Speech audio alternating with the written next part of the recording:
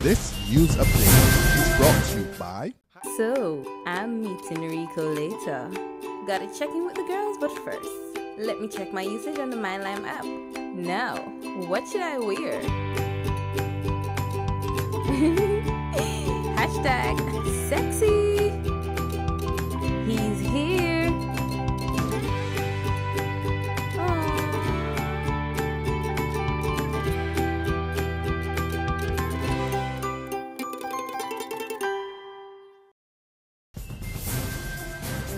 Welcome to the Barbados Today Evening Update for Friday, March 13th. I'm Fernella Wedderburn. Thanks for joining us.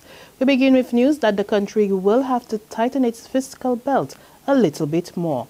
Word of this from Finance Minister Chris Sinckler as he gave reporters a sneak peek into the upcoming budget.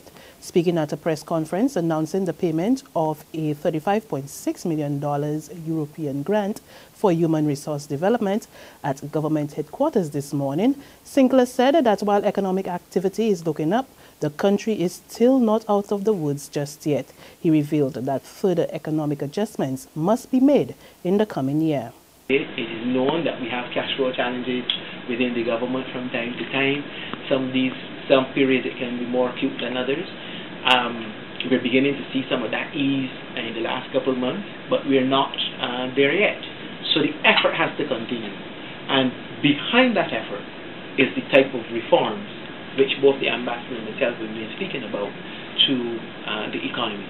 Reforms in the state-owned enterprises, reforms in the budget management system, reforms in the tax collection system, which we're looking at, of course, the establishment of the BRA and the reforms we're going to do coming out of the tax study done by the International Monetary Fund during the course of this financial year, the passage of the procurement bill, which we hope to be done before summer, certainly before July, and I know that the bill is now ready to go to Parliament. So those are the things that we have to continue doing to make this economy more efficient and proficient.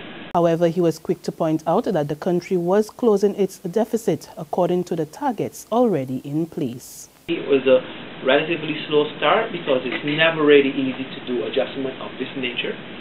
But the fact that we have been able to reduce our fiscal deficit in a single fiscal year by over 4.5% of GDP, almost 5%. I believe when the final numbers they're now putting them together, it will probably be around 5% of GDP.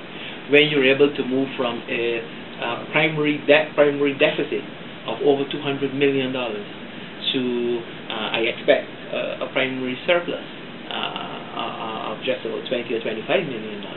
That's a massive achievement in any economy, big, small, or in between. And it means that we are beginning to do and achieve the things that we need to achieve. 4 of the country's medical associations sent out another SOS to the government to deliver on promised financial aid to the Queen Elizabeth Hospital.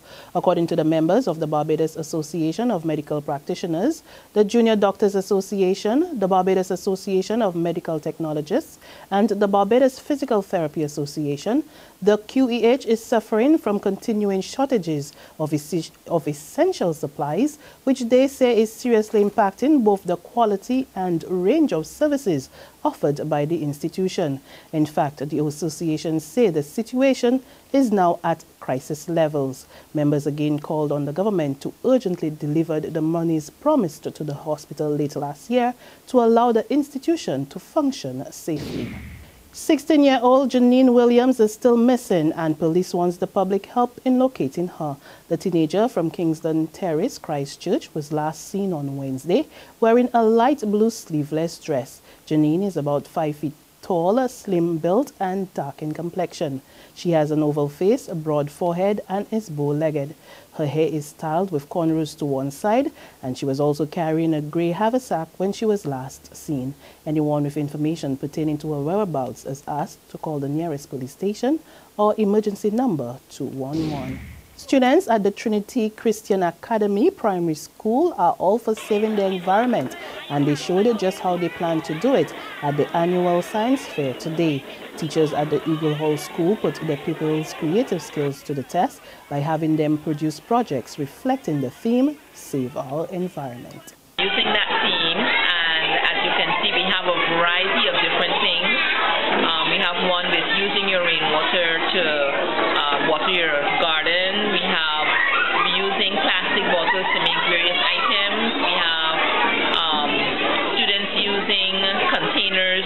store materials. I saw one of the students using materials to store their jewelry and to make jewelry out of items that you would normally throw away.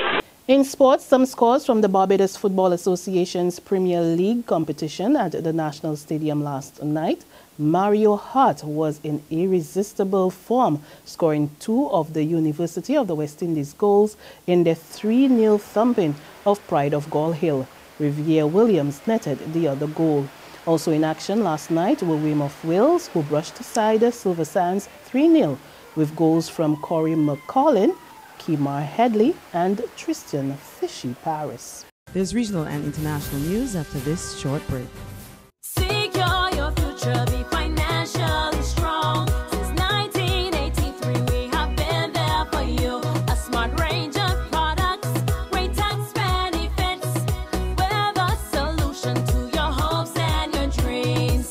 The Barbados Workers Union Cooperative Credit Union. The Barbados Workers Union Cooperative Credit Union. Humble beginnings to smart loans, smart savings. Save smart and borrow smarter. That's the move for me. Stability, prosperity. We're the solution to your hopes and your dreams. The Barbados Workers Union Cooperative Credit Union. The Barbados Workers Union Cooperative Credit Union. To news from the region, a relentless invasion of the Bahamas.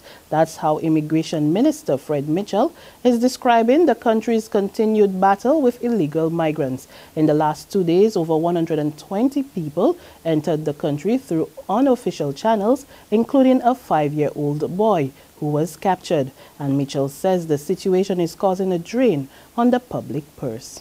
This is a very sophisticated criminal enterprise that is dealing with this. So you can't put it past them that they would say, if we overwhelm them with numbers, that's a propitious time for us to act.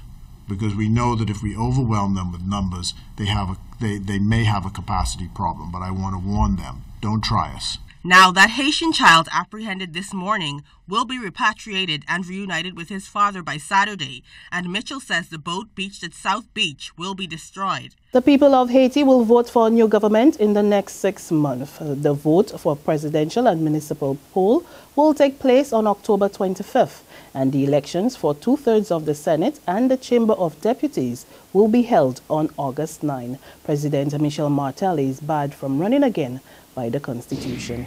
And finally, on the international scene, new footage surfaced today of 3 UK schoolgirls en route to Syria to join the Islamic State. More in this BBC report.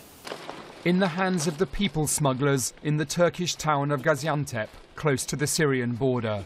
Shamima Begum, Khadija Sultana and Amira Abbas, changing vehicles with the same distinctive luggage they were seen carrying at Gatwick Airport.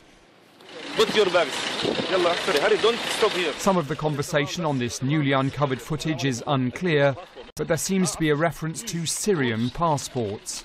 And with that, we come to the end of this week's update, but we will be back again at 7 on Monday morning. Until then, remember to log on to www.barbadostoday.bb, subscribe to our e-paper, email updates, or like us on Facebook. You can also catch us on Izumi Media in bus terminals or screenplay at supermarkets and gas stations near you.